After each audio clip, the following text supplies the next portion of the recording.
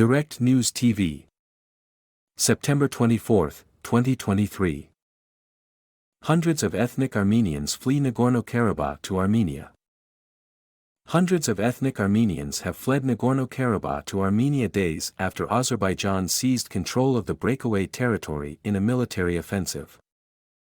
The Armenian government said late on Sunday that a total of 1,050 people had crossed into the country from Nagorno Karabakh, an enclave in Azerbaijan populated mainly by ethnic Armenians. Armenia said it is prepared to take them in after Azerbaijan's military victory last week in a conflict dating to the fall of the Soviet Union. Prime Minister Nikol Pashinyan said on Sunday that he expected about 120,000 civilians in the region in the South Caucasus to leave for Armenia because they do not want to live in part of Azerbaijan and fear the danger of ethnic cleansing. The likelihood is increasing that the Armenians of Nagorno-Karabakh will see expulsion from their homeland as the only way out, he said. Armenia will lovingly welcome our brothers and sisters from Nagorno-Karabakh, Pashinyan added, according to Russia's TASS news agency. The Armenian leader also alluded to a schism with Moscow, saying the Russian-led Collective Security Treaty Organization, CSTO, was insufficient to protect the country. The CSTO members pledged to defend one another from outside attack. But, bogged down in its own war in Ukraine, Russia has refused to come to Armenia's assistance. The fate of the ethnic Armenian population, which makes up the majority of Nagorno-Karabakh's population, has raised concerns in Moscow, Washington and Brussels. Separatist fighters from Nagorno-Karabakh, a territory internationally recognized as part of Azerbaijan but previously governed by the breakaway Republic of Artsakh, were forced to declare a ceasefire on Wednesday after a decisive 24-hour military operation by the much larger Azerbaijani military. Azerbaijani President Ilham Aliyev declared victory over the enclave on Thursday, saying it was fully under Baku's control and the idea of an independent Nagorno-Karabakh was finally confined to history. He promised to guarantee the rights and security of Armenians living in the region, but years of hate speech and violence between the rivals have left deep scars. Azerbaijan, which is mainly Muslim, has said the Armenians, who are Christian, can leave if they want.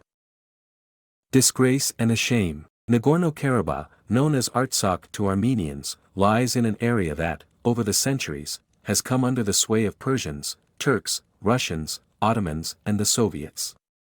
It was claimed by both Azerbaijan and Armenia after the fall of the Russian Empire in 1917. Azerbaijan has said it will guarantee rights and integrate the region, but the Armenians have said they fear repression. Our people do not want to live as part of Azerbaijan, 99.9% prefer to leave our historic lands, said David Babayan, an advisor to the Karabakh leadership.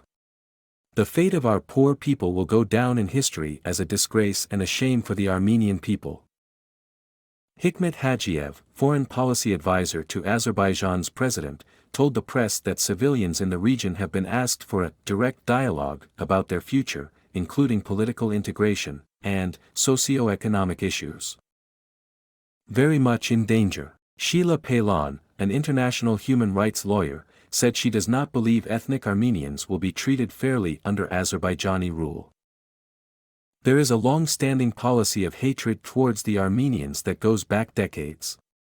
That just doesn't stop overnight. There's no reasonable basis to trust there will be any safety or security or rights protected for the Armenians of Karabakh. They are very much in danger right now, Palon told the press. Armenia has called for the immediate deployment of a United Nations mission to monitor human rights and security in Nagorno-Karabakh. A months-long blockade by Azerbaijani forces has left many in Nagorno-Karabakh without food and fuel.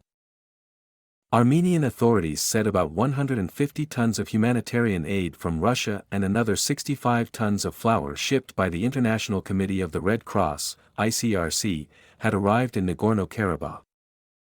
Given the scale of humanitarian needs, we are increasing our presence there with specialized personnel in health, forensics, protection, and weapons contamination, the ICRC said in a statement.